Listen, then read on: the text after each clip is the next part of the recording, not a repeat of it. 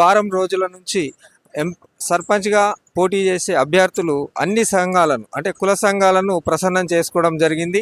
అదేవిధంగా మహిళా సంఘాలను, యువజన సంఘాలను అన్నింటికి కూడా ప్రసన్నం చేసుకొని వారి వారి భవిష్యత్తును నిర్ణయించుకునేందుకు ఈరోజు పెద్ద ఎత్తున వారి యొక్క అనుచరులతోని మరియు వారి యొక్క కార్యకర్తలతోని ప్రజలను కలుపుకొని పెద్ద ఎత్తున ర్యాలీగా వచ్చి నామినేషన్లు ఇక్కడ దాఖలు చేయడం జరిగింది. ఇది ప్రస్తుతం మనం మోర్తాడ్ గ్రామ పంచాయతీ ముందున్నాం. ఈ వస్తున్నటువంటి ఈ సర్పంచ్ అభ్యర్థులు ఎవరైతే ఉన్నారో ఇంత పెద్ద మోర్తాడ్ గ్రామ పంచాయతీ సుమారు 9,000 పైచిలకు ఓటర్స్ ఉన్నటువంటి ఈ గ్రామ పంచాయతీకి వాళ్ళు ఏ రకమైనటువంటి సేవలు ఈ గ్రామాన్ని అభివృద్ధి చేయడానికి ఏ రకమైనటువంటి కార్యక్రమాలు చేపడతారో ఒకసారి వాళ్ళని అడిగి తెలుసుకుందాం.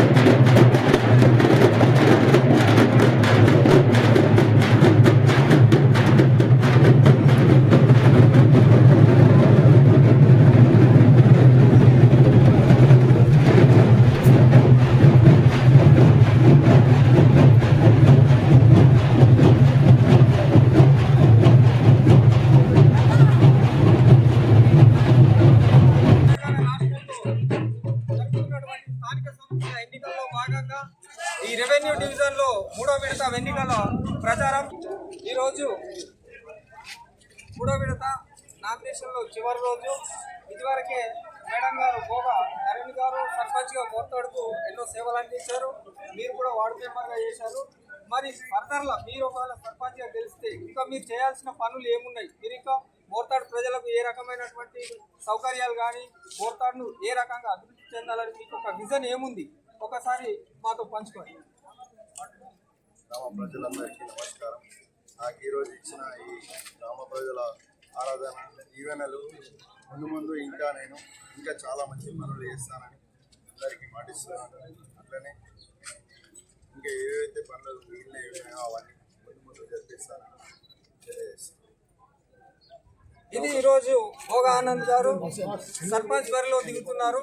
మోర్తాడు మండల కేంద్రం ఇది మేజర్ జీపీ. ఈ మేజర్ జీపీలో భోగానంద్ గారు సర్పంచ్ గా దిగుతున్నారు. సరే, ఈయన గెలిచిన తర్వాత ఏ రకంగా మోర్తాడును అభివృద్ధి చేస్తాడు, ఏ రకమైనటువంటి పనులు చేస్తారు అనేది వేచి చూద్దాము. అంతవరకు all the best. Central government నుండి కూడా తీసుకోవడం జరిగింది.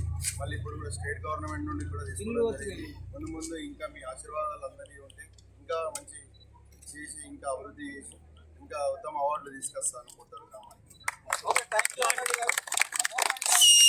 ఉత్తమ గ్రామంగా తీసుకున్నటువంటి ఆనంద్ గారు మరోసారి నన్ను గెలిపించమని ప్రజల్ని కోరుతున్నారు. సో ప్రజలందరూ కూడా మరి ఏం ఆలోచిస్తున్నారు?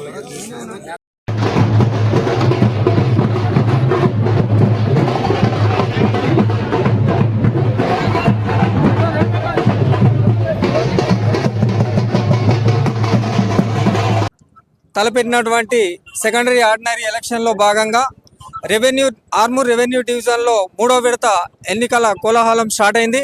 ఈ 3వ విడతలో ఉన్న చివరి రోజైనటువంటి ఈరోజు నామినేషన్ల ప్రక్రియ ముగుస్తుంది. ఈ నేపథ్యంలో మోర్తాడ్ మండల కేంద్రానికి చెందినటువంటి మన గిర్మాజీ మధుసూదన్ గారు ఈరోజు నామినేషన్ సమర్పించడానికి వస్తున్నారు. మధుసూదన్ గారు, చెప్పండి, మోర్తాడ్ గ్రామంలో మీరు గమనించిన అభివృద్ధి చేయాల్సిన పనులు ఇంకేమున్నాయి? ఒకవేళ మిమ్మల్ని సర్పంచ్గా గెలిపిస్తే మోర్తాడు ప్రజలకు ఏ రకమైన సేవలు మీరు చేయగలుగుతారు? అంటే ఊర్లోని రోడ్లు కానీ, డ్రైనేజీలు కానీ, ఇంకా వృద్ధాప్యాలు అంటే వృద్ధులకు కానీ, పెన్షన్ విషయాలు కానీ మీరు ఏ రకంగా మోర్తాడును అభివృద్ధి చేస్తూ మోర్తాడును ఒక కీర్తి పతాక స్థాయికి తీసుకొస్తారు? మీకున్నటువంటి విజన్ ఏంది? మీలోన ఉన్నటువంటి ఆశలు అంటే మోర్తాడు ప్రజలకు ఇది కావాలి అనేది ఒకసారి మాతో పంచుకోండి.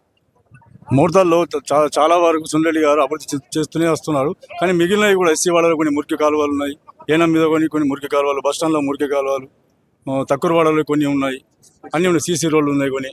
అవన్నిటిని సుందరెడ్డి గారి ఆధ్వర్యంలో, కాంగ్రెస్ పార్టీ ఆధ్వర్యంలో అన్ని అభివృద్ధి చేసేందుకు కృషి చేస్తాను. పింఛన్లు ముఖ్యంగా వృద్ధాప్య పింఛన్లే కానీ ఇందిరమ్మ ఇండ్లు మంజూరైన వాళ్ళ వృద్ధాప్య పింఛన్లు, రేషన్ కార్డులు ఆల్రెడీ అన్ని ఇచ్చాం. మిగతా రాని కూడా అన్ని ఇప్పించడానికి అన్ని విధాలుగా ప్రయత్నిస్తాం. ఓకే, మధు గారు, మరి మోర్తాడ్ గ్రామాభివృద్ధి గురించి ఆయనకు చాలా అవగాహన ఉంది. సో మోర్తాడ్ ప్రజలందరూ దీవించాలని కోరుతున్నాము. Thank you.